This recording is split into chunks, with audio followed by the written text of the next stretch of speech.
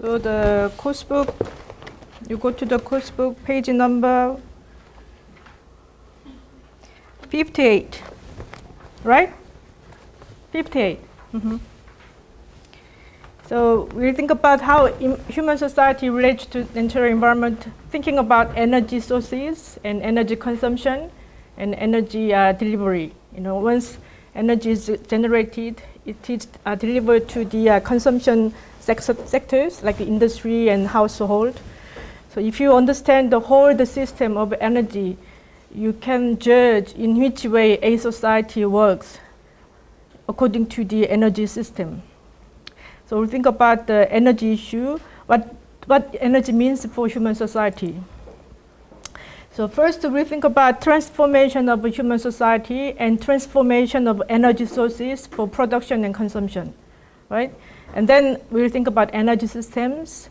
And then third issue we'll think about today is energy citizenship and sovereignty. And then we conclude for the topic, energy and society for today. So human society has transformed from hunting-gathering society, pastoral and agricultural, and beginning primary stage of industrial society, and intermediate phase of industrial society and post-industrial society. But then in terms of what kinds of energy sources to use, it has changed. But up to the agricultural society, the dominant energy sources for working either hunting, gathering, or pastoral agriculture is either human body and animal body, right? Either you use your body or animal's body to produce any kind of product or to consume. But that's the main sources of energy sources to use. But then once industrial society emerged with the Industrial Revolution, and Industrial Revolution was made possible with technological innovation. So Industrial Revolution came a lot of technological things invented, and that affect all the aspects of human society to organize certain ways. And in terms of energy sources, steam power emerged as a new energy sources, steam power. So you heat the water, and then you comes up with the steams. And then it gets the train and other things to move further. So if you look at the movies, like they cover like a train moving upon the steam power, you hear the sound like a beep, beep, beep, like, you know. But then it takes long, many hours to arrive at certain destination. And coal power is also major sources, energy sources for beginning stage of industrial society. And after the Second World War, petrol emerging as the dominant energy sources for. So, and then post-industrial society, now there's new energy sources, nuclear power and hydropower and natural gas. So human society, the way human society organizes, and in terms of what kind of economic activities you do, the main economic activities you do, you can define a society as either hunting or gathering, or either pastoral or agricultural, industrial, post-industrial. But then also energy sources that support human activities, either is the economic activities or everyday lives, differ. So you see all the different energy sources for working different society. And it has very significant implication for the future of human society in terms of what kind of energy sources you can use in the future. So So now we are looking for another alternative sources which are clean in terms of emitting less of CO2, and which are also powerful to support the modern technology-based modern human society. Because in modern society, you consume a lot, you produce a lot, you generate waste a lot, and to all the covering that big size of human society, the big size of the economic activities, everyday life activities, you need more powerful energy sources. And so I would say the use of petrol before the up to this phase of human society, petrol was nothing useful. It was just a very dark and smelly and it was nothing, no meaning to human society. But after the Second World War, somebody found the petrol. It can be a very powerful energy source, and then it spread all over the world to be used the energy source. And with the emerging of petrol to be powerful, dominant world energy source, the Middle East, which has a lot of petrol, they became powerful in the geopolitics, in the world politics. They are very opinionate because they can control the world with their energy sources, petrol, which has become dominant after the Second World War. So you can understand the change of human society in relation to the changing sources of energy. So, and I said many times, without energy power, society just simply stops to work. And there were some examples, evidences that took place in Canada, in Canada and North the United States, when the very cold, raining like ice, and it hit the electricity grid of the regions, and with the cutting the energy power to be provided, the society like a school organization, hospital, or transportation just simply stopped to work. You see, so without energy power, whatever activities you do for your economic activities, for your enjoying your consumption activities, whatever you do, without the provision of energy power, it cannot be enjoyed. That kind of things cannot be made. So energy is a very important issue to think about human society, and the reason why energy is dealt in environmental sociology, because all the energy sources totally come from nature. So energy can be meant several things to different people. Some people think energy just in terms of a commodity, because you buy energy, you buy electricity, you pay for your electricity bill. No energy power, no electricity is free. You have to pay. So in terms of that, you have to pay. It is commodity. So it's the goods that you buy with your money. It's the goods of market. So all these kind of issues is a concern for people think energy in terms of a commodity. And then some people consider energy in terms of ecological resource. So they emphasize more ecological issue to talk about energy. So for them, energy as a commodity, that it doesn't have that much meaning, but for them it's a resource depletion, environmental impact of different energy sources. That's a more concern to those people who consider energy as an ecological resource. And some people consider energy in terms of social necessity. So everybody has the right to access electricity, whatever you are, however you rich, you poor, you are from the dominant class or the less privileged class, whatever you are, whoever you are, everybody should have the access to energy power, and they consider more this issue when think about the energy power. And some people consider energy in terms of the factor that shape the geopolitics.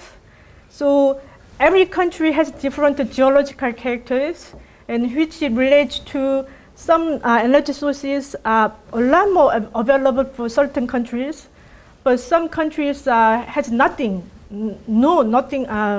for making energy power, energy energy power. So they have to be dependent upon other countries who can avail a lot of natural resources to make energy power. So in terms of that, energy also can have meaning of geopolitical issue. Mm-hmm. So each energy has a different characters. Each energy sources has different characters. This green area, it means renewable. This is not in the course book, but this is all the explanation that followed. So the green part indicate renewable energy sources. So these are the 5 major energy, the renewable. So which means the deposit for these sources to turn energy are infinite, no limit. You can use them. They have infinite, no limitation. So you can use them as energy sources for forever, for many billions years. But then this blue part is a non-renewable. So the deposit for these resources to turn them, to convert them into energy power is limited. So which means that once you use them all, there will be a big social issue, you know. So in terms of the deposit, the amount of left and the amount of availability to use these converts into energy power, infinite, no limitation. So no worry about they're gonna disappear somewhere, no worry. But for these sources, you have to worry a little bit. You have sometimes a lot. But how many years, how many generations can sustain if they don't have energy power? You know, we have these things. We have several options. Still, not many variety of options. We just have 4 options, right? In some countries, they don't have anything. Many countries have many countries have a renewable thing, and but many countries have like a sun, everywhere sun. So equality between countries in terms of using renewable, but there's also inequality in terms of technological devices to turn these things into energy power. Everywhere there's sun, everywhere, but then you should be equipped with some technological thing to turn solar into energy power. Like you need the solar energy panel up to the roof, and to make that kind of thing, you need the technological thing. And in terms of that, not many countries, not all of the countries have that kind of technological devices, technological knowledge to turn these infinite resources of energy power. So in terms of the resources, it's an equality, but in terms of technological devices knowledge, there's some inequality among countries. And this is a non-renewable, coal, petrol, nuclear, natural gas. And they all have different characters. Like a coal, it's quite strong, but it's also bad. It emits a lot of CO2. In terms of, in the process of coal being burnt with fire and to make energy power, in the process of coal to be converted to energy power, it emits, especially in the consumption of coal power, they emit a lot of CO2. CO2 is considered greenhouse gas, which is natural scientists argue that that's the major component to get the temperature warming. And petrol has also same character. Coal and petrol, they are the very strong energy sources. They are very powerful. Compared to the renewable energy sources, coal, petrol are very powerful. But then they are bad guys in terms of emitting CO2. And nuclear energy also very powerful but dangerous. once things go wrong, it can blow everything. It can, destroy everything. And natural gas is now relatively, compared to other non-renewable, natural gas is considered somehow alternative in the package of non-renewable resources. So, I already mentioned, so those are the fuels, fossil fuels. They are the they consist of list of non-renewable energy sources. And then they are quite powerful in terms of energy power, but then they are not good for the environment because they emit CO2, carbon dioxide. And then once it is used, there's no deposit, so we have to think about the sustainability issue. Think about the future generations. Once we use them all, the future generation, once we go, there will another thousand future generation will come to live here.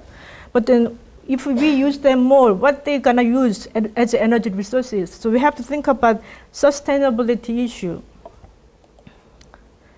And renewable energy sources, I said biomass, wind, water, solar, soil heat.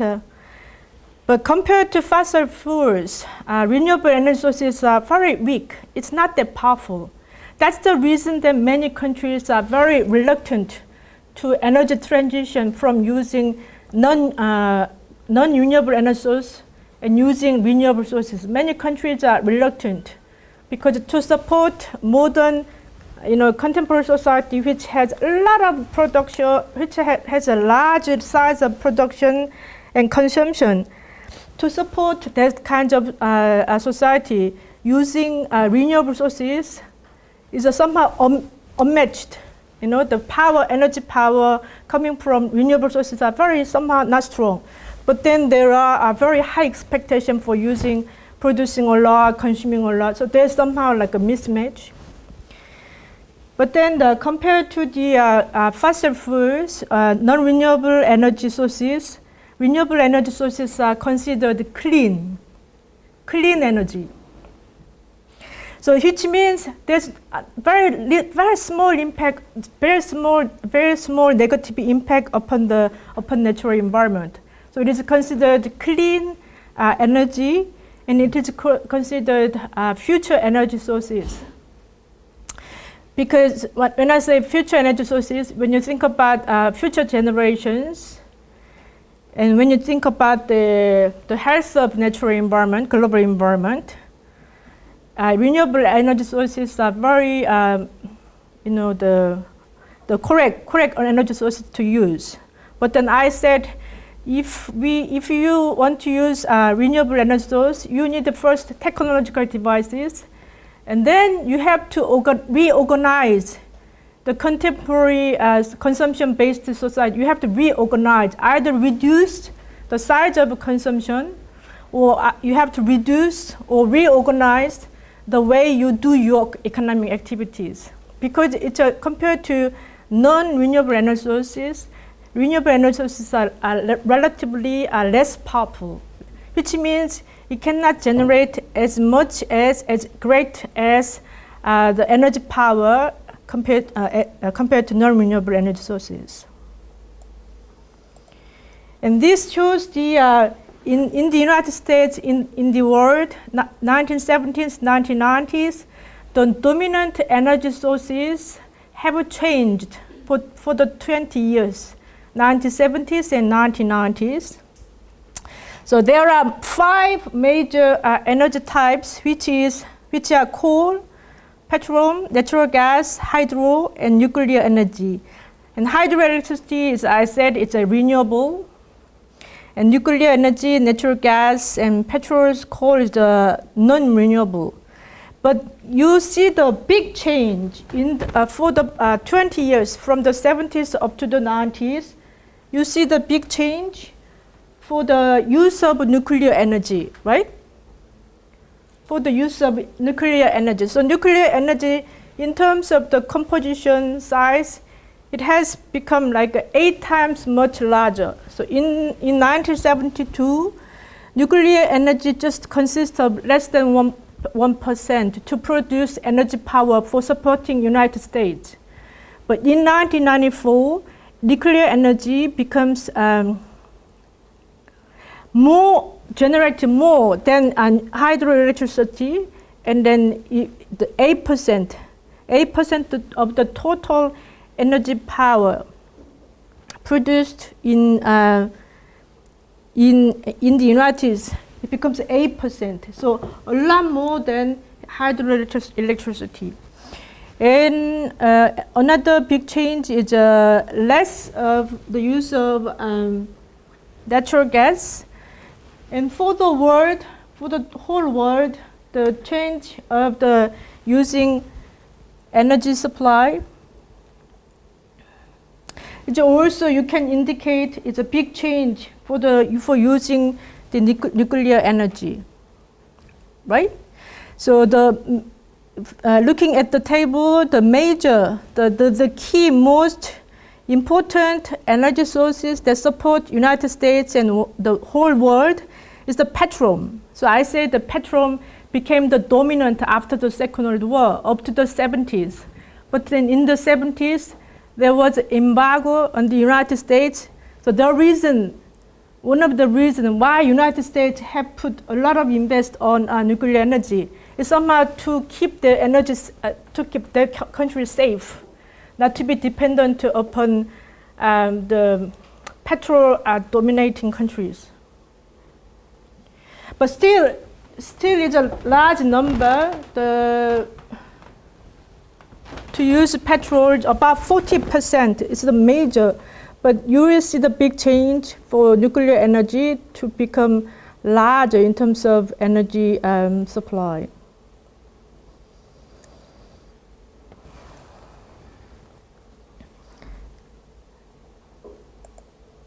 So I will mention this thing in relation to risk society thesis. So when Uli Beck envisioned the theory of risk society, he got an idea from the Chernobyl accident in 26th of April 1986. So his book published for the first time in 1992. Yeah, no, it is not in the book. Yeah. The Chernobyl accident took place in 1986. And then this accident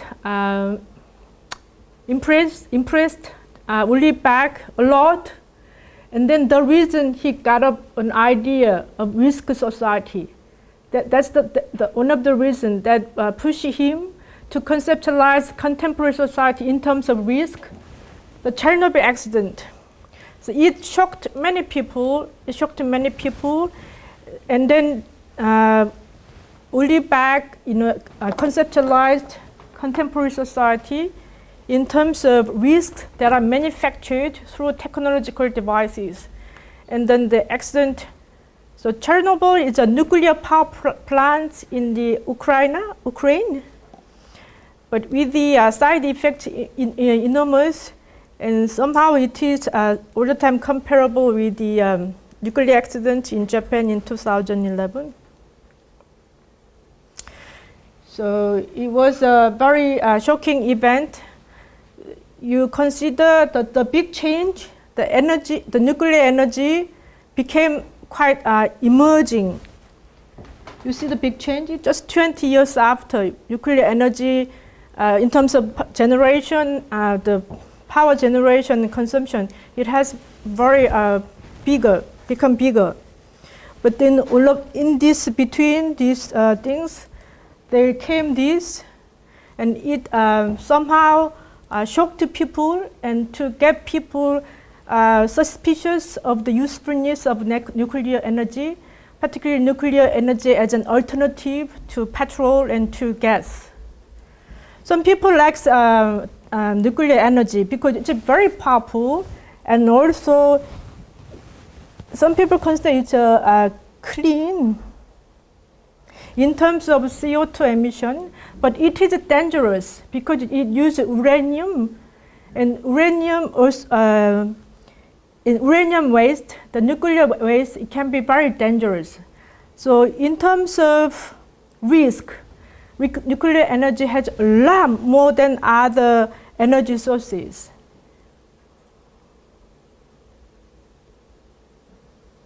So it's a kind of very, you have to decide one thing, but then you have to consider many things at the same time, right? So for Korea and Germany, there are different composition for energy power sources. For 2012, the coal consists of 28%, nuclear 12%, and petrol 41%, and natural gas 17%. And renewable is 1%, hydro is 1%, so it's about 2%. In terms of the possession of energy sources for Korea, we have petrol. Does South Korea have petrol? No petrol, no drop, nothing. So it's totally dependent upon importing petrol from other countries. So which means the energy prices also affect the economy, right? Energy prices, petrol prices, it can go up and down, depending upon the availability of petrol that has petrol resources. Nuclear, we have many nuclear plants, right? There are several nuclear plants along the east coast. And then natural gas, we can produce natural gas also. There are coal reserves in the Gangwon province underground. And other renewable sources, 1%. So I said renewable resources are everywhere. But in terms of converting renewable resources into energy power, it's a different story. You need a lot of technological investment. And for Germany to use coal about 24%, petrol 32%, natural gas 22%, nuclear 11%, hydro is 11%. So compared to Korea, the big difference comes with the renewable resource use. So Germany use about 11% and Korea about 2%. And compared to South Korea, Germany is less use of oil, 32%. A little bit more use of natural gas. And about the same use of nuclear. But then the renewable resources are a lot larger, a lot bigger than South Korea. So it's 11%, is Korea is 2%. So you see the change of the energy sources from 2001, 2011 for the past 10 years. Can you summarize the change in terms of the components of energy sources to use in South Korea from 2001, 2011? What are the change? You can write down your opinions, your observations in your course book. Okay, I'll ask some people to share your observation for the transformation of energy resources composition for South Korea for the past 10 years, from 2001, 2012 to 2011. Sewon, Junior, can you tell us your observation? No? You have not done yet? Okay, that's the right way to say it. You need more time?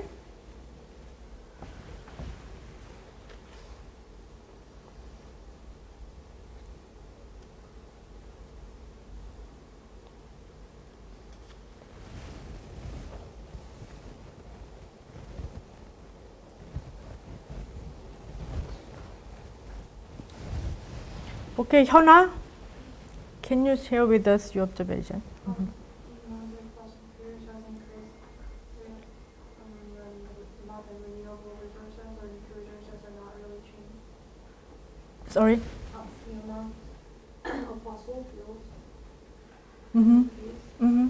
while the amount of nuclear and renewable resources are not really changed Mm-hmm. during like 10 years. Okay, okay. Other people?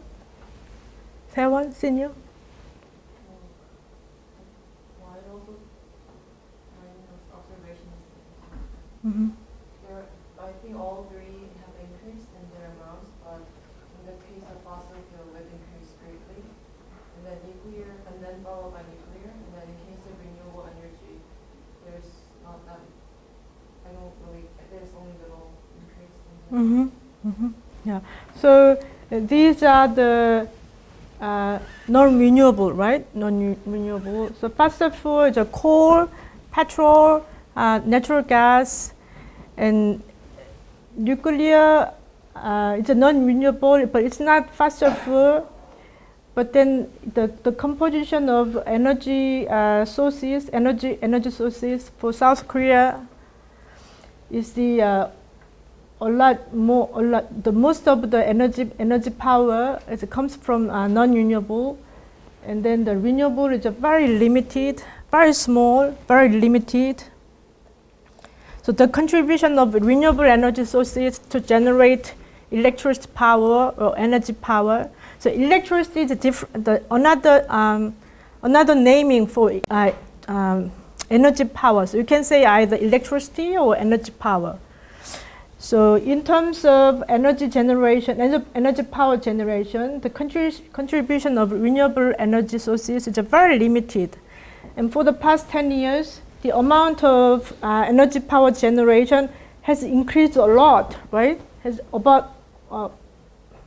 increased a lot, you know. But then the composition, but then the energy types that contribute electric generations, it's all mostly come from non-renewable energy sources. Non-renewable energy sources. So if you say energy transition, that means one day renewable energy sources, it can contribute like 1/3, 30% somehow. But then the fossil fuels, like using coal or petrol, it is reduced by 30% or 50%. And you can call that energy transition, So renewable energy in terms of the contributing to create energy power has increased and somehow becoming dominant, not dominant, but somehow contributing significantly. But now it's very limited, you know, very small, very small. But one day, if the renewable consists of like this, and they become like that, and we can call this a society transformation and energy use transformation. So you call that energy transition. And you can imagine when the renewable energy sources becoming the dominant energy sources, and the way society organized probably change a lot. And now I'm talking about energy efficiency. So you need technology, whether it's non-renewable energy sources or renewable energy sources, to convert them into energy power. You need the technological devices, right? You need the technological devices. And this energy efficiency refers to the reducing the waste of energy power in the process of generation. So there is a study about energy efficiency in the process of production, generation of energy power. There are 20% of energy power to disappear. So when you think about energy efficiency in terms of generation energy power, you reduce the loss of energy power, the 20% of energy power that are lost during the production process of energy power. So I say there's energy resources, renewable and non-renewable, and you have to convert them into energy power. Either heating, you turn the light on, so there's a heat, very strong, very hot, you know. When the water is a heat, there's like a steam comes up. And the uranium in the nuclear, the heat, there's a power comes up, and then you can compress like a wind. You compress the wind, and then it makes like a energy power. And you also store. You put them into somewhere. You know, that's the way of converting energy sources into energy power. And for this process, you need all technological devices. And in terms of energy efficiency, is that either to heat or compress, store.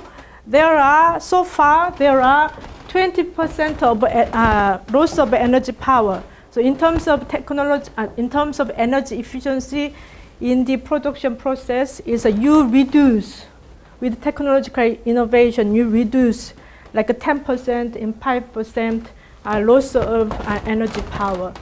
That means energy efficiency in the production process of energy power. And every energy sources has a different way of being converted, and then they have a different power level, different degree of energy power.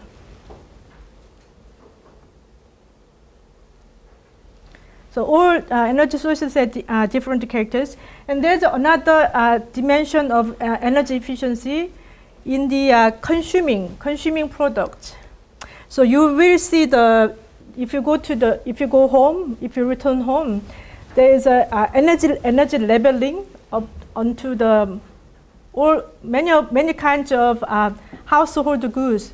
There are energy labeling, and it shows energy efficiency in consumption 1, 2, 3, 4, 5. I think 1, 2, 3, 4, 5. So it's from green to red, and that means using the refrigerators, using the passenger car, using microwave. There are several items now available in the market, and then that indicates that the loss of energy power when those goods are used, when their goods are used. So there are two dimensions for energy efficiency. One is a production process, and the other is a consumption process. There are two different things for energy efficiency.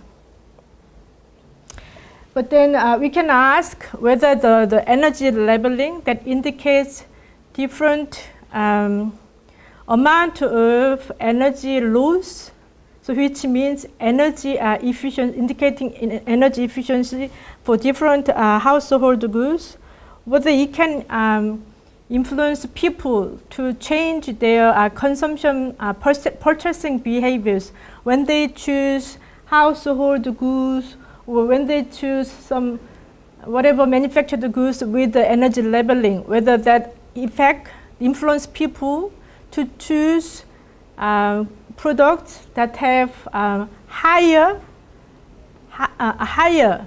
energy, less loss of energy power. Have you noticed them? That kind of energy labeling on like microwaves, refrigerators. I think I saw a lot of refrigerators that has energy labeling. So from 1 to 5, I think 1 to 5, and then so what I'm saying, whether that kind of indicator that shows the energy efficiency in the consumption process, whether they can push people to buy the household goods or any kind of goods that have better energy efficiency labeling. So that's what I'm talking about. So also again, it's all different characters. So when we think about energy sources, so some components of natural environment, it can turn into energy power. But so far, human beings have developed 9 nine resources so far. And they have all different characters. First is whether it's a renewable or non-renewable. So infinite deposit or finite deposit. Infinite deposit. So no limitation of deposit or limitations. And another thing is in terms of energy conversion process, whether it takes cost a lot to turn the energy sources into energy power, whether it costs a lot. And whether it's safe or not, that's also a big issue. And final output as an energy power, whether it's strong or weak. That's another thing to think about. Each different energy sources have each different characters. And energy consumption process, whether it's emits less CO2 or a lot higher CO2.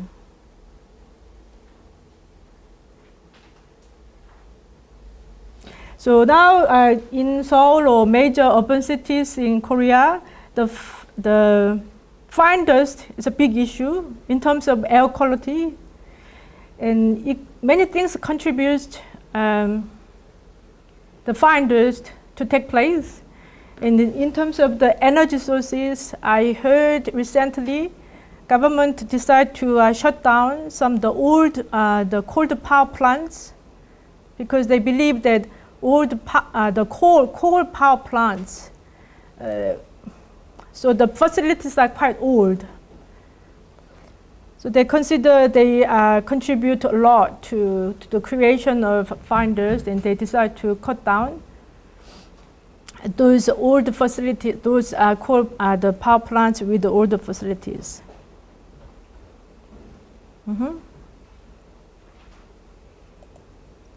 Okay, now I talk about energy transition. So energy transition is a big issue in the 21st century, and it will become very important social issue in the 21st century. So sustainability transition in energy use means that you use renewable energy resources. So you should be ready to give up using non-renewable resources. That means sustainability transition.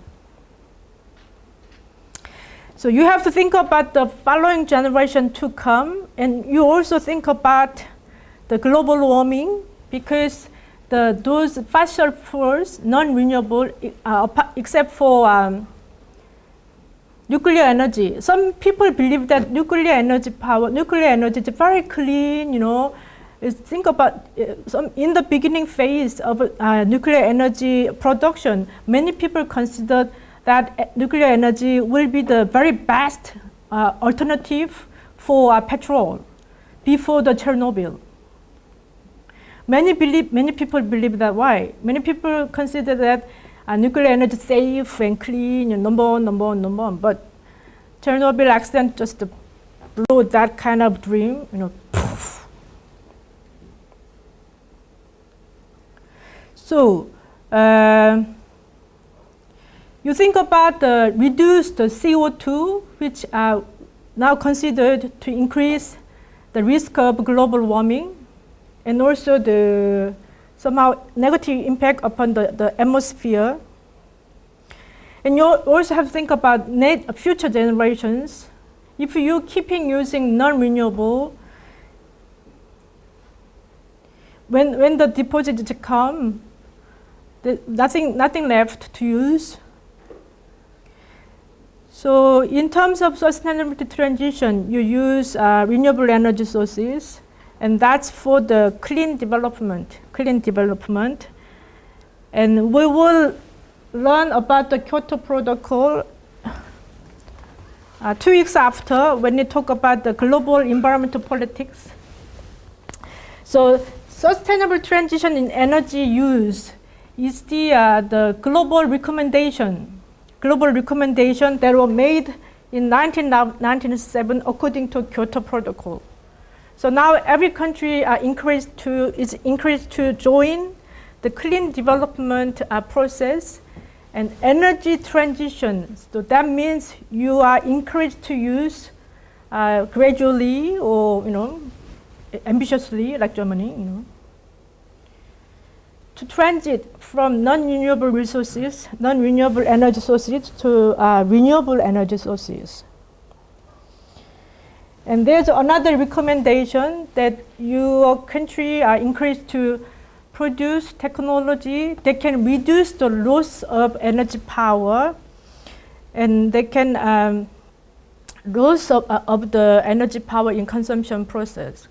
So that means you are encouraged to increase energy efficiency, and that's another recommendation that are made by the Kyoto Protocol in 1997. So now I'll talk about energy transition in South Korea. So wind energy development. So wind, biomass, and water, geothermal, and solar. These 5 are the best candidates, best examples for renewable energy sources. So I said they are everywhere. They are everywhere, but to convert them into energy power, you need some technological development. So now I talk about wind energy development. South Korea is an energy-dependent society, energy-dependent, which means we don't have that much energy sources. So we have to import energy sources. And then we have technology, so we can convert them in our own territory. But in terms of energy sources, Korea is very poor. But in terms of technology, not that poor. We have our own technology, but we don't have our own natural resources, particularly fossil fuels. So in terms of the free from energy dependence upon other countries who have a lot of energy sources, particularly fossil fuels, Korean government encouraged to develop wind energy power, and it is increased to energy sovereignty. It's a very important concept, energy sovereignty. So you are free from other countries who have a lot of energy resources. You can create your energy power within your own territory, with your own energy sources, with your own energy technology. So you don't have to rely upon other countries in terms of energy resources, in terms of technology, right? For example, some countries have a lot of coals and petrols, but they don't have technology power. To convert them into energy power, you have to rely upon who has those countries who have technological device to convert them into power. So wind everywhere, in Korea also, wind everywhere. And we have now the South Korean companies, big companies, they joined this business. And also it is recommended by the Green Growth Policy and also a recommendation by the Kyoto Protocol. So now big companies, companies like Daewoo, Doosan, Hyosung, Samsung, Hyundai, Hanjin, XTS, Lotte, and Unison, they are all jumped into the wind energy business, and now it's a good money-making business. Still, Korea has very limited share of renewable energy power. Energy power coming from the renewable sources, very limited, but now it's increasing. But so these big companies, joined to develop technology, wind turbine technology, and also wind turbine construction.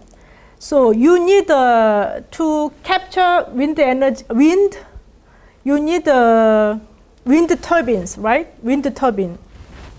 And also you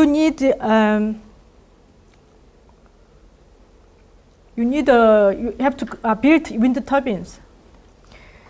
So now you can see wind turbines in Jeju Island, also in Gangwon province area.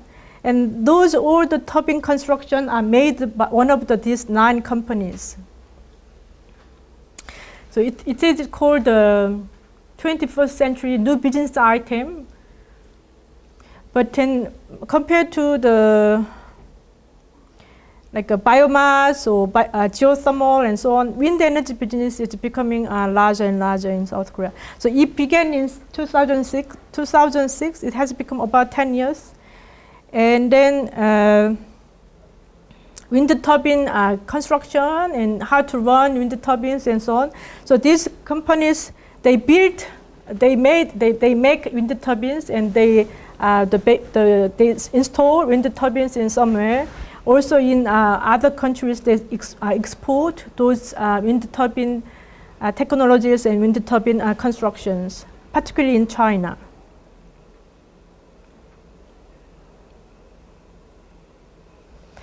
And now I'll talk about the wind farm constructions. So wind farm means there are a lot of wind turbines. To generate wind energy power,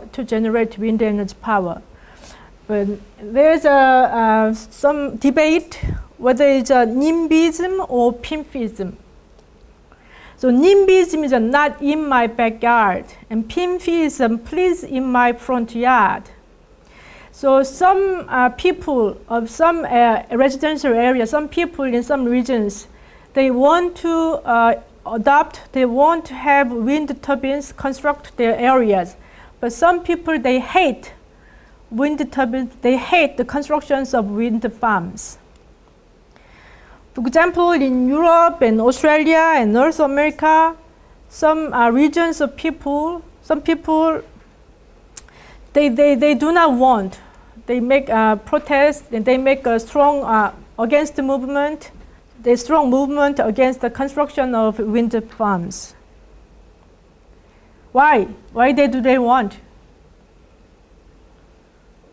Why do they not want to have wind farms around their areas?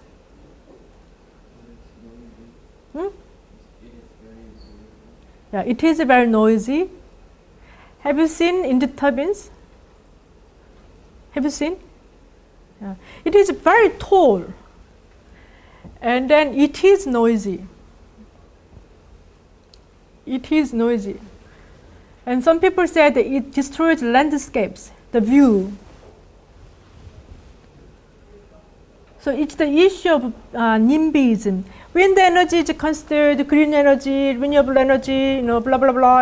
It's an energy transition, key player in the 21st century, all the good sayings. But once all the good intentions,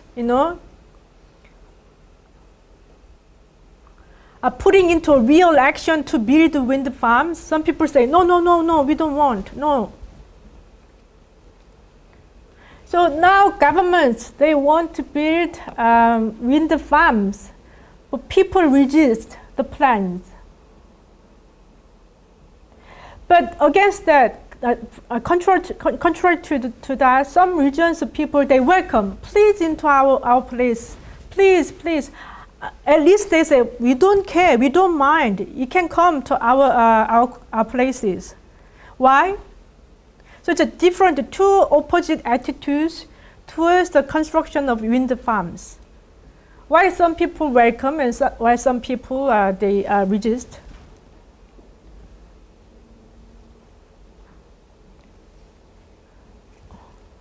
원석? 순석?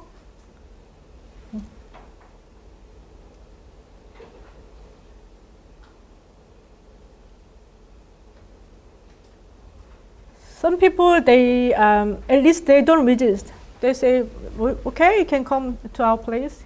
It can be built around our place. That's okay. But some people say, no, we don't want. We will make a very strong, the movement against the idea of construction. But some people say, okay, it can come. So totally two opposite attitudes, right?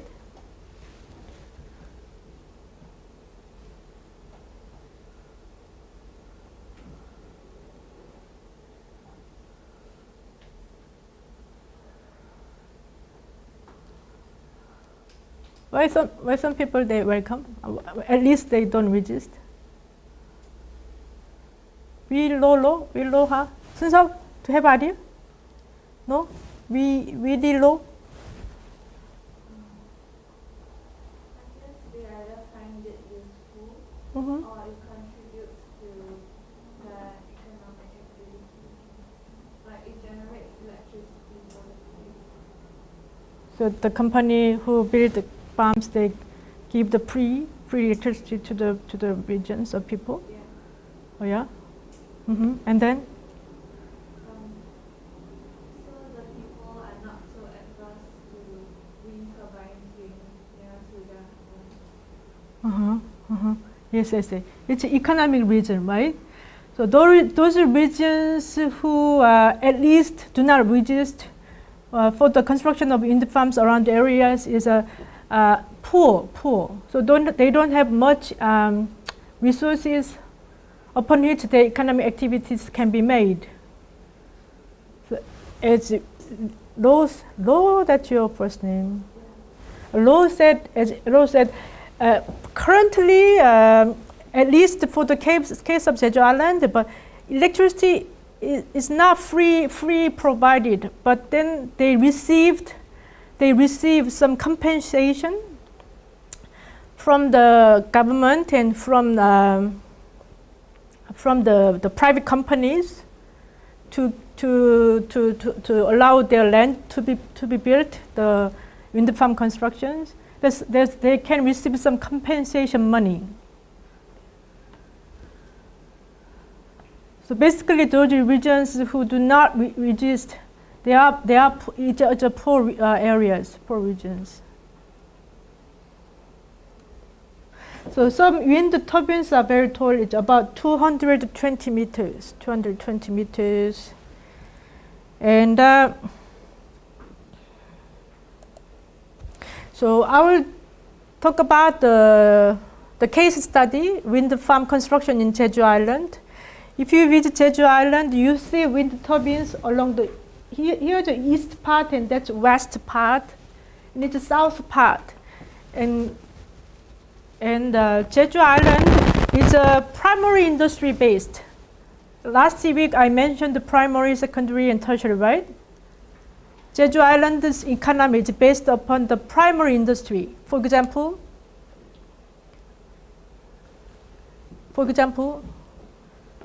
the fishers, they catch fish in the sea, and then women divers, they catch the sea goose under the water by diving. And then those people around the mountain areas, they raise cattle. There's not much, very limited share of secondary industry bases. But in in Seoul or in the East Coast, like big cities in East Coast, they have very strong, very big share of secondary-based economy. But in Jeju Island, it's a very, maybe 0% to 1%, maybe 1%, very limited infrastructure for enabling the secondary-based. But tertiary industry, tourism, is larger. That's the largest share of the local economy of Jeju Island. And Jeju Island is well known for full of wind, plenty of wind, a lot of wind, especially winter time, a lot of wind. But in the past, when the local economy based upon the primary industry, the plenty of wind was considered very harsh factor, the ecological condition to get the economic activities based upon primary industry is becoming very difficult. Whether it's for catching fish or raising cattle and so on, the plenty of wind is a very harsh ecological condition. But now it's in the 21st century, plenty of wind emerging as the money-making source and also emerge as the energy transition mecca. So if you visit this area, you see the electricity grid. To show you that how much wind energy power generated and where it goes, And now I heard that the energy prices now coming from wind energy power, coming from wind, compressing, the sorting of wind energy turbines is increasing. The energy price from wind energy power is increasing. So governments are happy, and private companies are happy. So for Jeju Island, so most of wind turbines now are installed in South Korea, mainly in Jeju Island. I heard some are in Gangwon province. In terms of ownership, so who owns wind turbines? Who owns wind farms? So about 30%, not 30%, number. 30 wind turbines owned by private company, local government, Jeju Island's government, and 36 wind turbines owned by private company like Samsung, Hyundai. I show you 9 companies. XTS, Unison, Hyosung. And in terms of production capacity of wind turbines, private companies, wind turbines, they create a lot more energy power than those wind turbines owned by local government.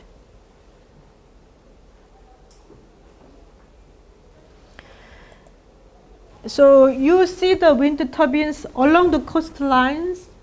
So these are the wind turbines, like this, and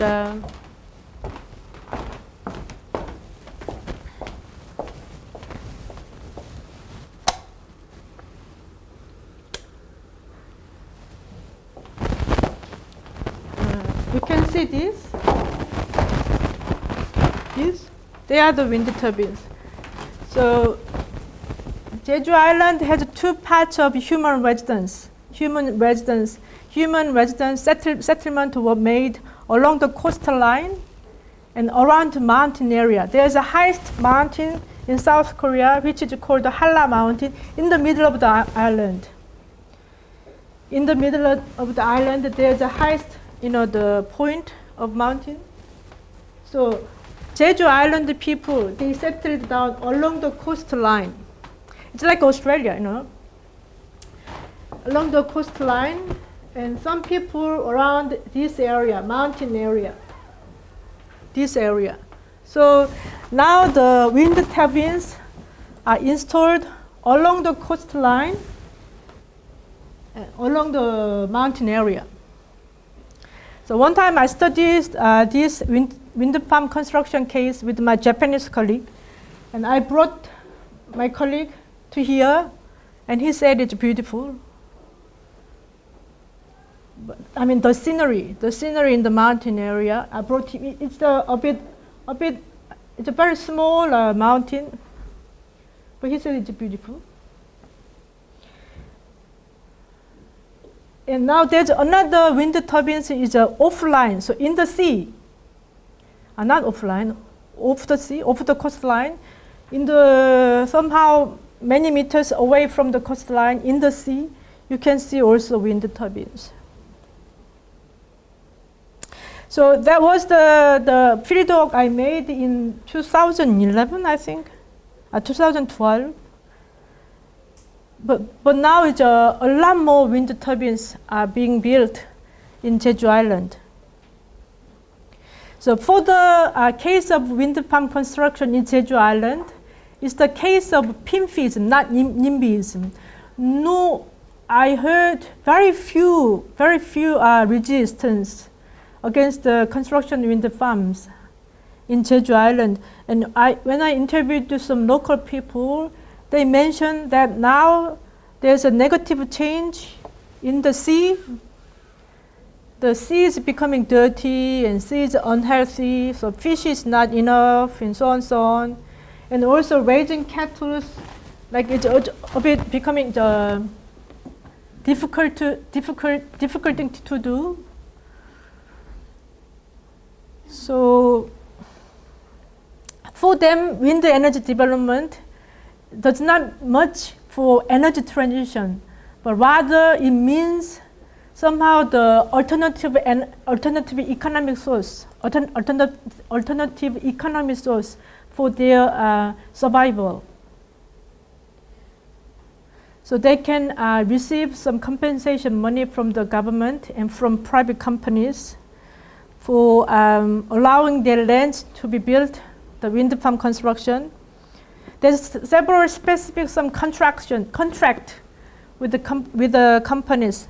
Somehow different in details, but then the major reason for local people in Jeju Island do not resist, which contrast to the attitudes held by Europeans and Australians and North Americans. It's because their economic base is not much diverse. So once the natural environment is a sea environment, and then mountain environment is becoming quite unhealthy. So their way of surviving is becoming also unhealthy, and they need the alternative income source, which comes with the wind energy development.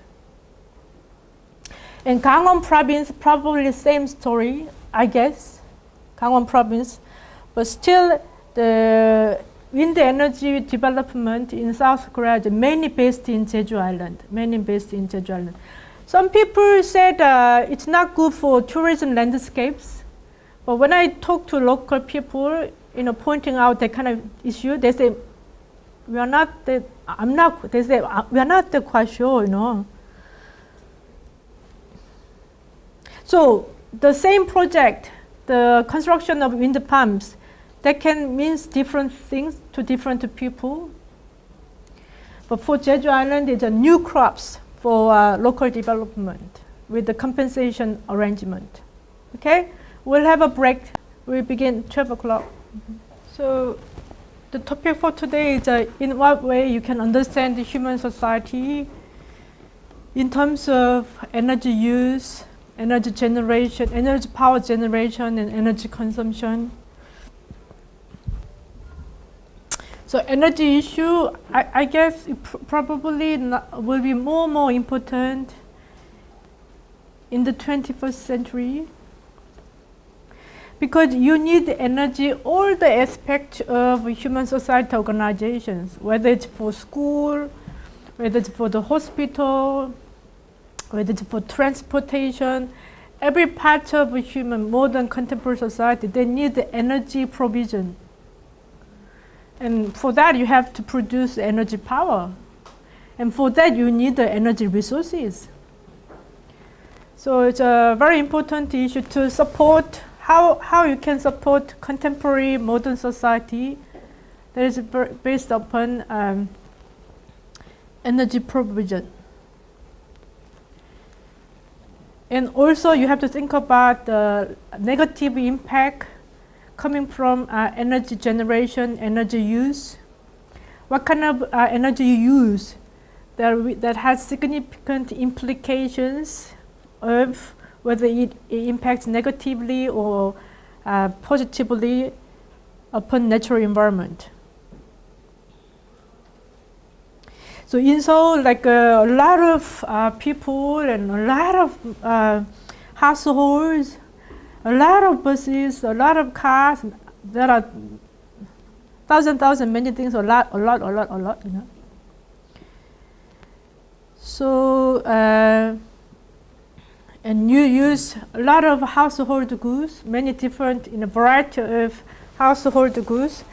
That has all implications how Seoul City can support your everyday life with the provision of energy power. And also how you can guarantee your air quality, particularly air quality, because air is the very direct natural environment we come across in organizing everyday life. In terms of energy resources, producing CO2. So some energy considered clean in terms of emission of CO2, but some energy resources are bad, detrimental in terms of emissions of CO2. Okay, now we'll talk about energy systems. Energy systems refer to energy generation, energy production.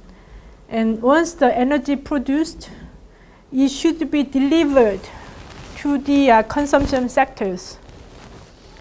So how to deliver, how to provide, how to deliver the energy power produced, and how to use energy, So you can understand a country, a society in terms of what kind of energy uses they use, in what way they convert energy resources to energy power, how greatly, how small they can secure energy power, or how much they are equipped with technological devices to convert energy resources to energy power. These are all the issue of energy system to consist of energy production, right? Energy production. So for Korea, Korea has good technology, but Korea does not much have energy resources. So we buy energy resources, we import energy resources, and then we create energy power in our territory. So renewable energy is you don't have to import because they are here in your own territory. So if you have a good technology also, you can convert in your own territory. So you are free from other limitations in terms for energy production. And another issue is in what way those energy power produced delivered to the consumption sectors, and how to consume energy. So many households probably different for the ways using energy powers.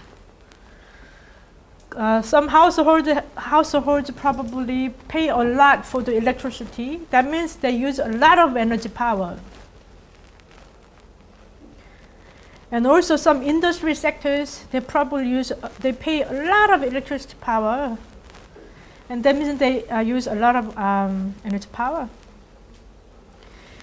Is any country electricity free?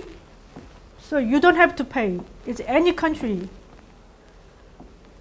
Australia, water is free, right? You don't have to pay for water. People that are in houses have to pay more bills. You have to pay for water. Well, like, you have to pay water bills if you like are in a house. If you rent, you don't have to. If you have in Australia, if you own a house, you have to pay water. But if you rent a house, you don't have to pay for water. But what about electricity? Is any country free? You don't have to pay for the electricity, for energy power you use. Okay, we can dream. So energy production, energy supply, and energy demand, energy consumption. That's the term for energy systems. So it's all interconnected mechanisms. So when you think of a country, in terms of energy systems, you consider energy production, delivery, and consumption. And that indicates how a society works in relation to energy, and also indicates how members of society relate to nature in terms of energy production, supply, and consumption. So when you live everyday life, we just consider everything just for granted. Because electricity is all the time on, everything is on, so you all the time take everything for granted. But once things go wrong, and then you realize everything is not for granted, right? And another thing, right, we just experience electricity. We don't experience electricity in terms of energy resources. You know, we cannot imagine coal, petrol, the beginning. We just experience as a consumer, energy consumer. We just experience electricity, turn on, turn off, and pay and pay not, But if you have an image of environmental sociological imagination, you begin from the production side and supply and consumption. You can produce energy yourself. There can be age coming up that you produce energy power and use self-provision of energy power. So you produce your energy power, you know, and then you heat or you cool your house, and you get the machines in your household in a work. So you produce your energy power yourself. So you don't have to rely upon the government, and you don't have to pay. What do you think?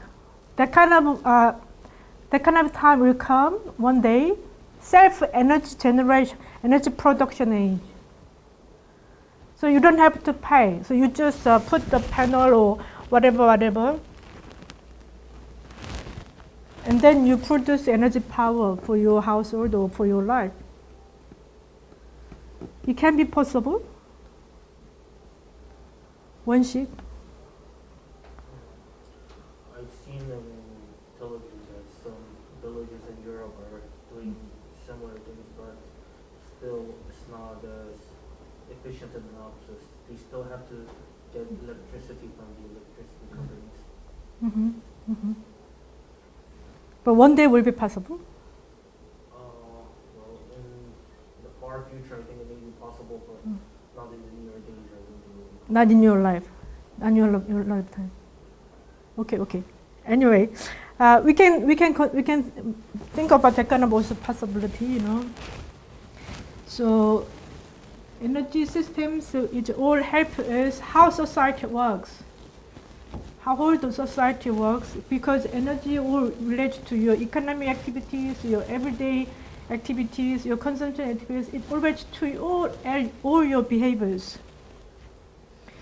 So we can understand energy systems for understanding our whole society, how it works.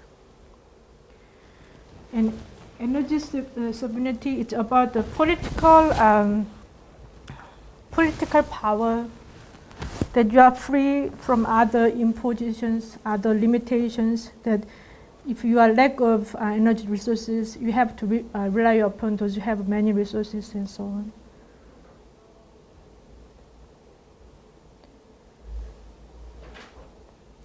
So I said that each country has different geological characters, but then one thing I can say is we only develop the nature has 1,000 different components. Last week I made an example for the animals. There are 1,000 different kinds of animals, but we select some members to eat and to live together in a house. We select some very few members of animals, right? As a pet or as a meat. And also for there are 1,000 components, different components of nature, but for energy power generation, we still have developed only 9 components, 9 resources. You can explore another resources for energy power generation. Can you? Can you go exploring another sources for energy power generation? Will that be possible? So anyway, in energy supply is about in what way those energy generated delivered. So some countries has a centralized system, government control all the process to be delivered. And also there's some decentralized, not all the one company or one government control the delivery process, the supply process. And some countries are quite robust and some countries are quite flexible in terms of delivering those energy power generated. And as Wonshik mentioned, maybe also it's possibly possible it's a kind of the village business, the small village or small group of people, they can produce energy power themselves, and then they distribute themselves and so on.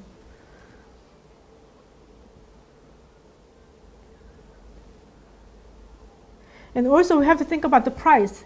In what way electricity price is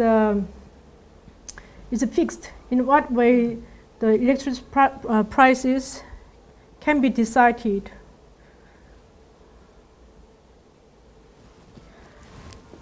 So electricity as a commodity, because you have to pay. In what way? Because every product, there's somehow like a negotiation when the price is to be fixed. For smartphone, telephone, whatever, for eyeglass, there's somehow negotiation process, Whatever for electricity, for energy power, in what way energy power is priced? If you emphasize energy as a social necessity, you probably argue for electricity should be cheap so that everybody can have access to electricity. Sometimes if you become very poor and you cannot pay for the electricity, the government, they cut off, the company, they cut off. And that happened in real life. So if you consider electricity as a social necessity, energy prices should not be expensive. I hope it's quite cheap. And energy consumption, it also indicates the size of economic activities. If there are thousand different consumer products are produced, probably a lot. And energy power generated from different energy sources, a different share of the energy power, and those energy power delivered to the different share of in consumption areas.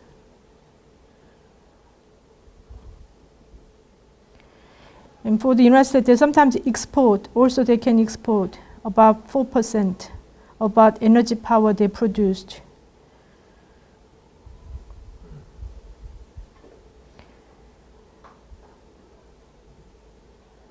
So you can make this kind of energy flow chart from provision, supply, and then consumption.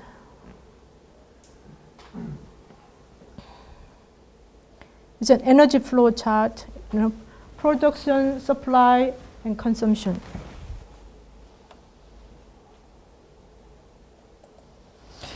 And if you understand your energy use behavior based upon your household means your home, your family, your home.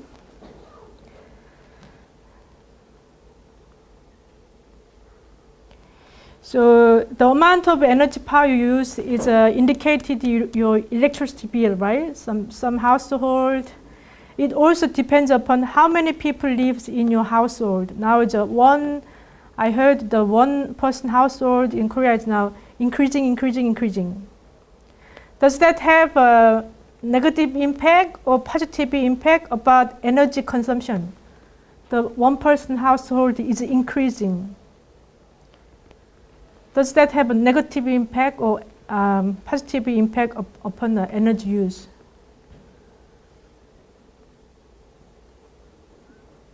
Because household, it can have one person, two persons, three persons, four persons, 5 persons, 6 or 7, 8, right?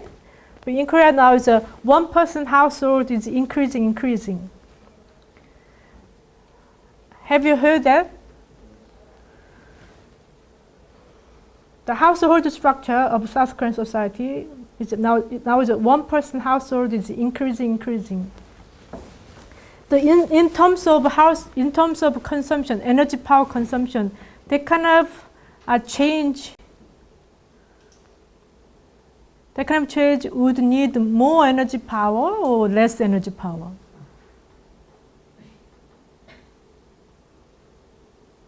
Household structure change.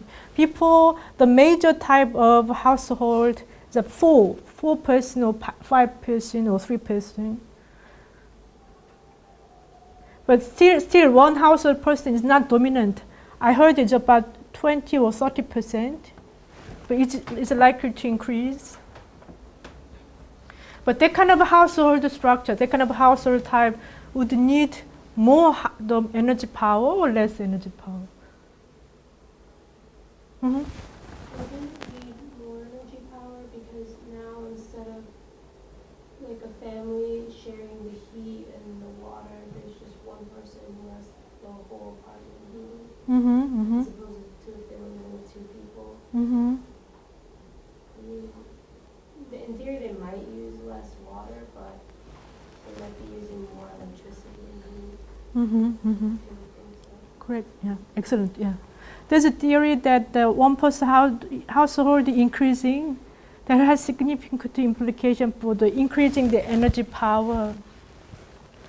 As she mentioned correctly, that think about if one-person household, if they live in a small house, they'll be okay. But if they use a medium size or big size, living one person there,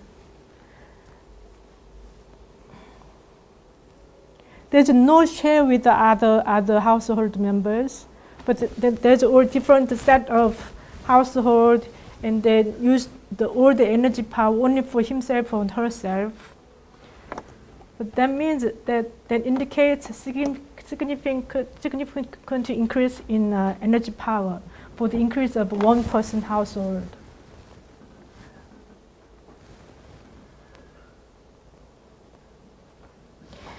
And also the household consumption, energy consumption is affected by how many household goods you have. The average package for a typical Korean household, typical South Korean household, like 2 refrigerators, probably half of you, probably have 2 refrigerators, microwave, and then the vacuum cleaner, computer, smartphone, they all need energy power. So everything in your household, they all need energy power, right? Like the fish tanks. And what else? What do you have in your household? What do you have? Refrigerator, microwave,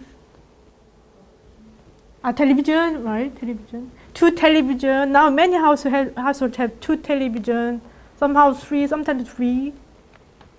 And 2 computers, 2 cars, 3 cars,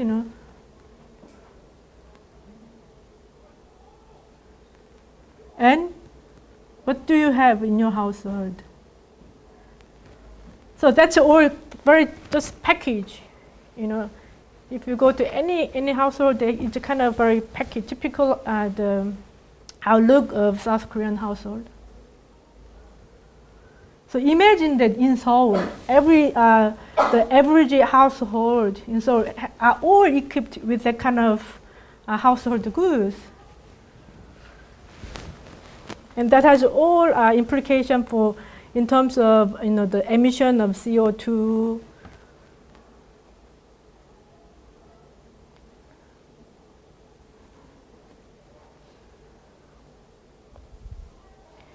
And the air conditioner, and now is the air purifier, air purification.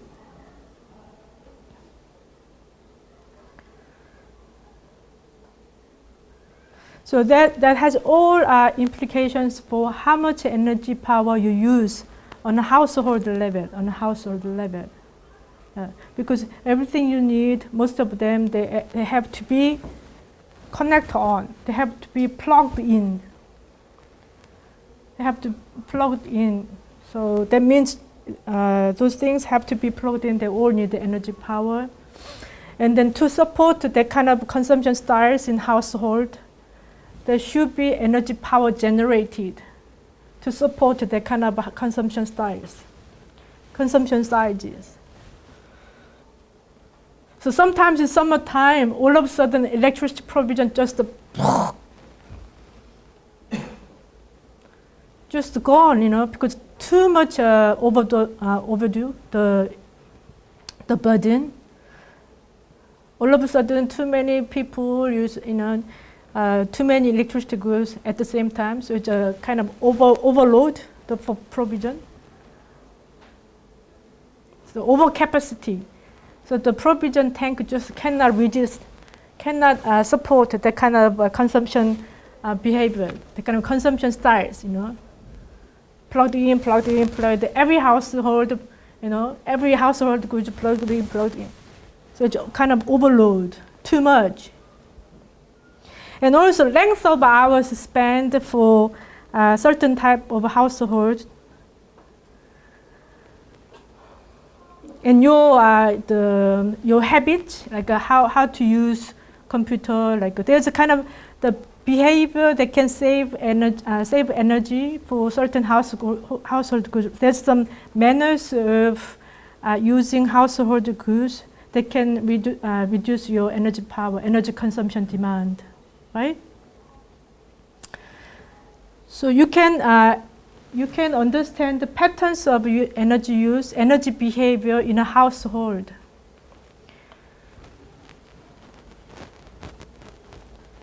So, like how many people in there, you know,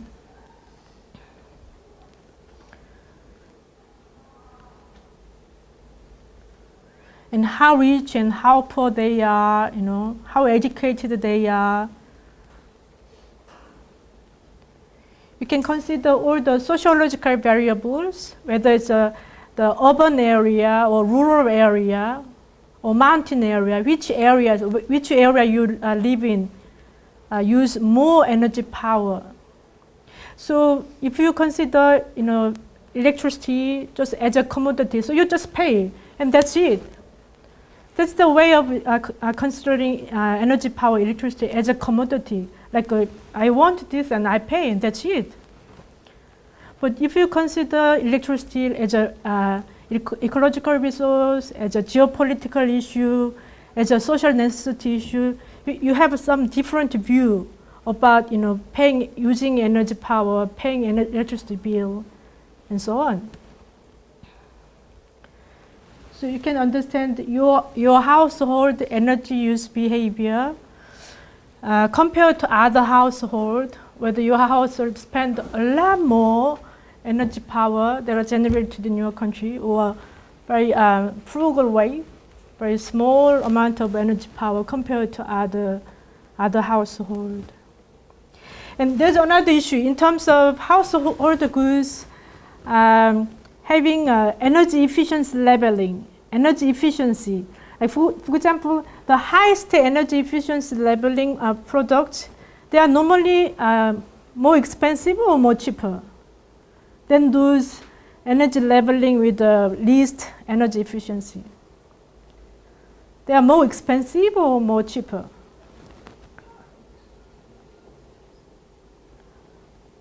More expensive, right? So there's one issue, like for example, those poor people, they cannot afford to buy good energy efficiency consumer products.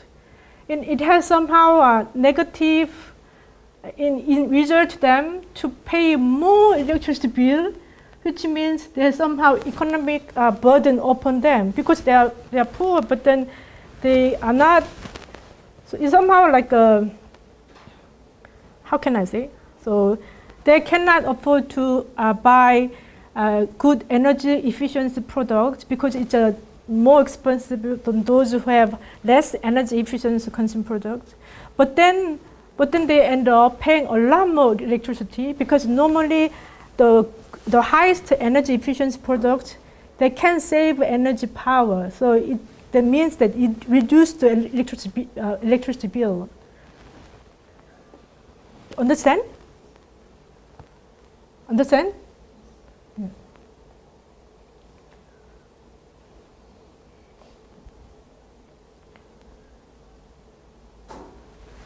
So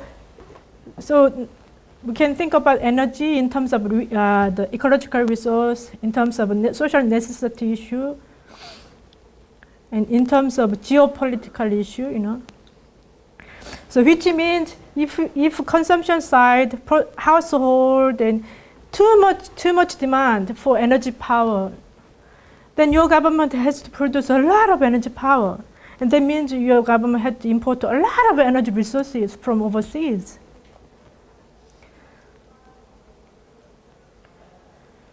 So the society members all decide, members, in what way they spend energy power. Society, the members of society, they all decide how whole society can go, which way whole society can go. The individual behaviors of individuals that consist of society, they decide the whole society where to go, right? And now I talk about energy citizenship and sovereignty. Last week I talked about consumer citizenship. Do you remember? Last week I talked about consumer citizenship. Do you remember?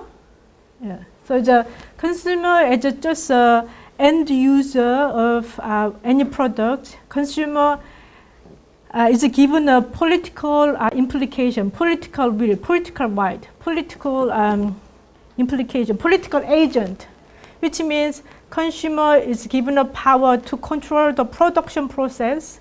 So in what way consumer decide which product to buy? They can pressure the producers which product they have to produce.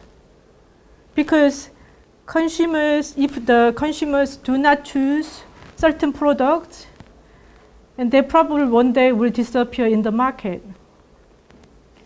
So in terms of that, consumers have a choice power. Consumers have a power through their choice, through their proper choice, through their environmental friendly the choice that indicate the environmental friendly styles, the indication to show the environmental friendly intention and willingness and so on. And they can influence the market, and they can influence the produce to choose, to decide which kinds of product to produce and sell in the market. And that's the term to indicate consumer citizenship, right? So it's a more like a powerful indication for consumers. And this is energy citizenship. It's the same, somehow in similar context. So citizens are considered not merely consumers of energy power, but a political agent who can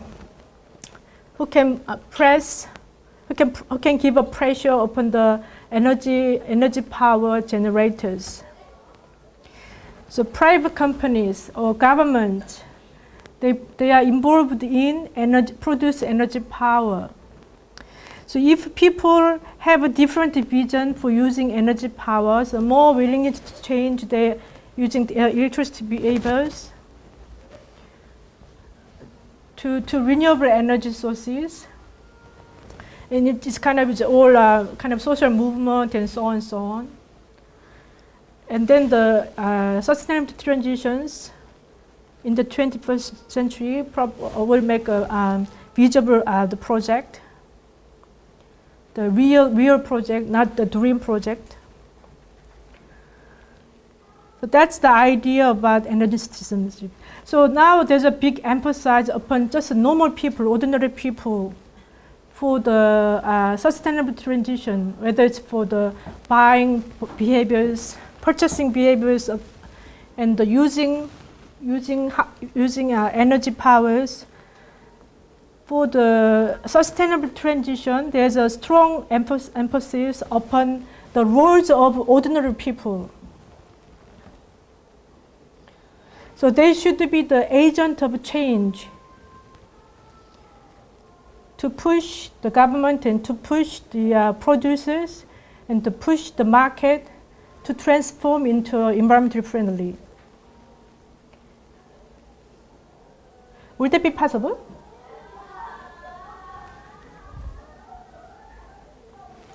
Yeah, so it's a new concept, new environmental social concept, because without the support of ordinary people, with the support of public, now all the good ideas from the government, from the company, like even if they have good intentions, so on, if the public's ordinary people, they do just go in the traditional way, or just they do not want to change their habits and so on, the sustainable transition cannot make possible.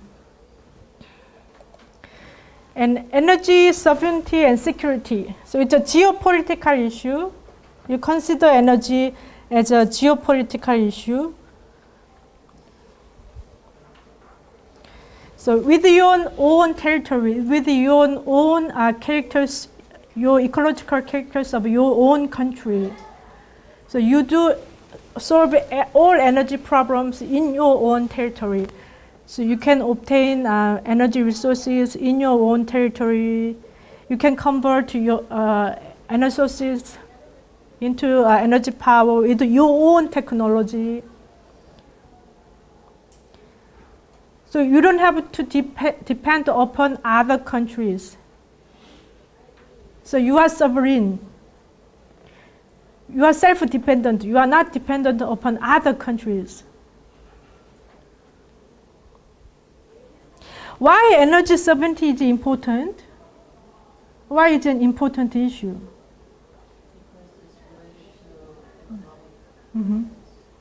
Yes. Like for example, the backgrounds for environmental sociology to emerge in the 70s in the United States, because as you already saw, the share of petrol for supporting the United States is about 40%. 42, 40 something percent. But then one day it was cut off. And that means it's huge, right? That means huge. So which means your all economic activities, your consumption activities have to reduce 40%. It's not full support by energy power. With the cutoff, with the stop of energy provision, because OPEC, they put a kind of not good relationship with the United States, and they cut off. They did not sell. They refused selling the petrol to the United States. What can they do? So which means you have to be, you have to be good to those countries who have a petrol, it's like a political game. Because they are not happy with you. One day maybe they just cut off. And then you have to reduce everything, Maybe you have to sleep 10 o'clock. It's a compulsory thing because you have to reduce all the activities by 40%.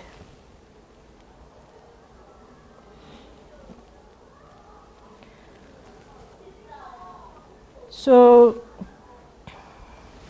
energy sovereignty is very important because energy power, it impacts all your everyday lives and your economic activities, your country's economic activities.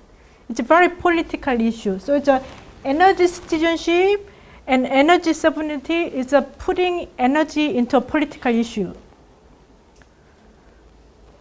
And after the 70s, when the provision of petrol being unsustainable, somehow unstable, like the behavior of OPEC countries, somehow they're sometimes unpredictable, So that the nuclear gas and nuclear energy and natural gas, they came up as an alternative to petrol. But nuclear energy was considered as a very, happy, good energy. But with the Chernobyl accident, people just changed the idea about nuclear energy. And there's another accident in 2011, so people have another changing mind about nuclear energy. So energy dependence is somehow vulnerable, right? Somehow vulnerable. So that's why I'm asking whether you can produce your energy power yourself.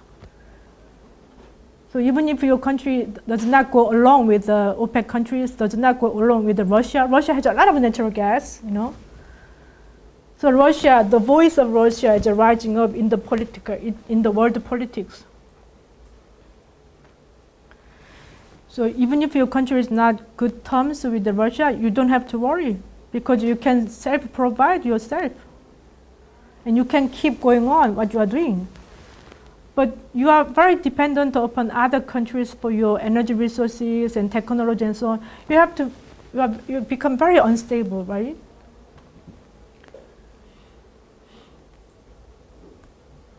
And also the price. When the provision is a shortage, the price will go up. And that has all impact upon other aspects of human society organization. And the price up and price down and price up and price down. It's all depending upon the amount of energy resources supply.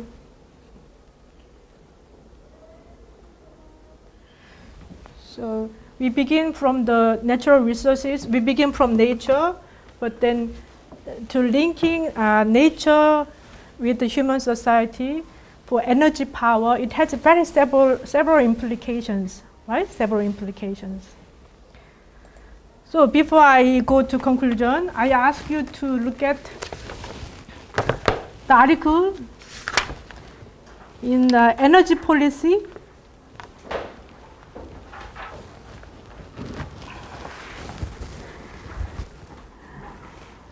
It's a very short paper and about the energy transition issue in the 21st century, particularly after the 311, 11th of March, what is it called?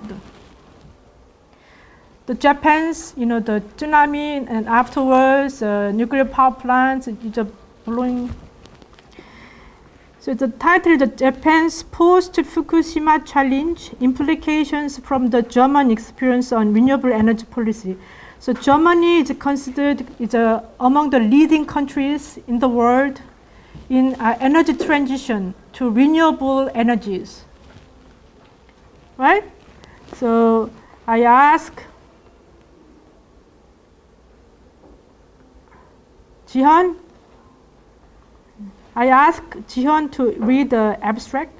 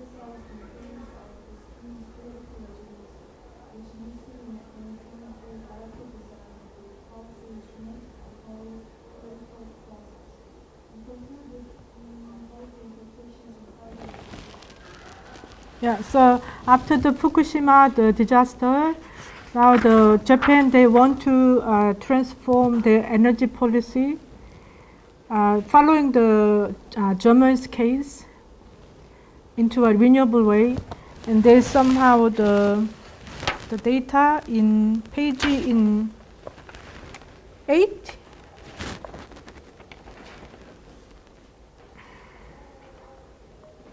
There's a figure, the chart, pie chart. It's a pie chart, right?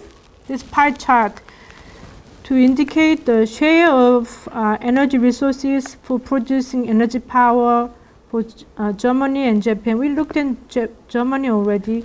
And we can see the projected transformation in Japan.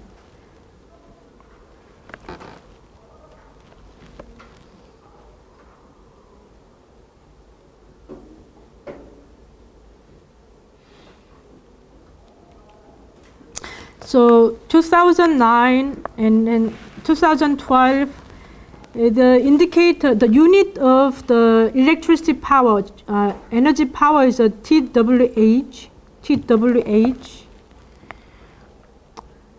And then they project the share of nuclear from 30% to 12%. Ooh, just 10 years. It's a big change, right? From 30% to 12% by 2020. So now it's 2070. So we will see whether Japan can achieve this targeted aim to reduce the share of nuclear from 30% to 12%. So it's about 1/3 cut off the energy power provision from nuclear energy. And another big change, what is another big change?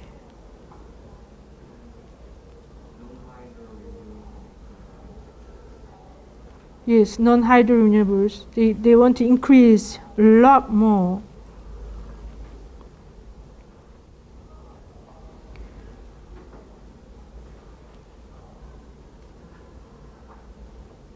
But then once again, these all the policy schemes is without support of publics, just ordinary people. Without the support of ordinary people, just like you and me, just citizens, ordinary citizens, the all the policy implementation cannot made possible. Even if government they try to reduce this way, but then without the support of just ordinary people, will find it difficult to change, to make it real.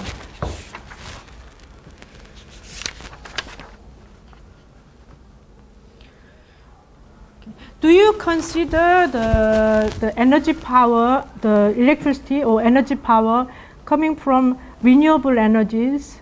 Do you consider will the price you have to pay will be much more than the energy power coming from fossil fuels or nuclear energy?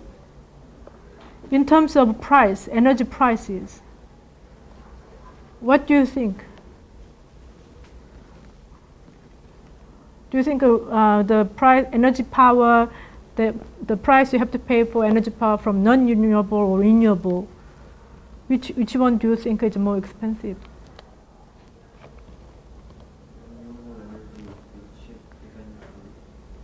Cheap?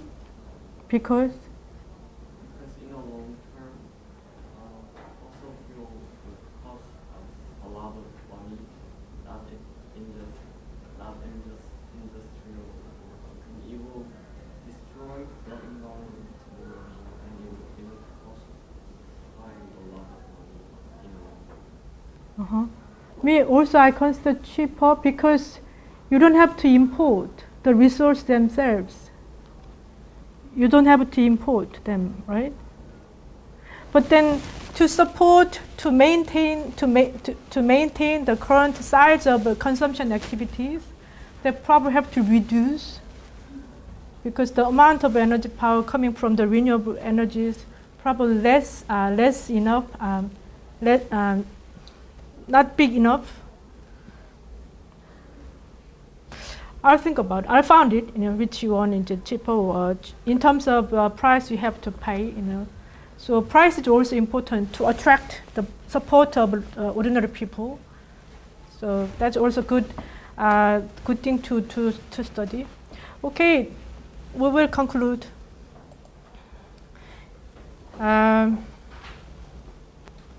Hyunji, can you read the first statement for us?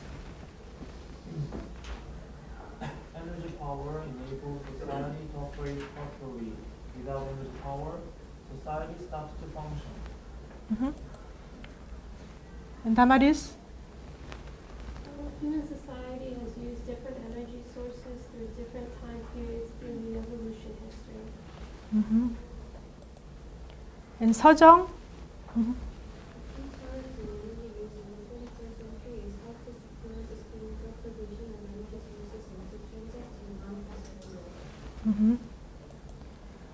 And 지완?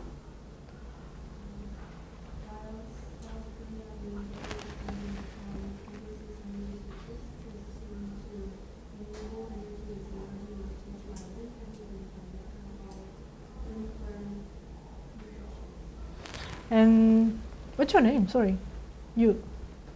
No, the behind the 원영, behind the 선영. 아 정인?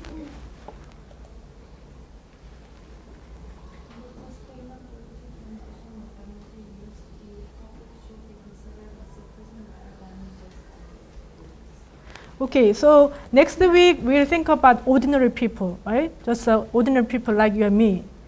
Because I mentioned that the support of ordinary people is important, whether your government energy policy or what kind of policy, whether to be possible or not.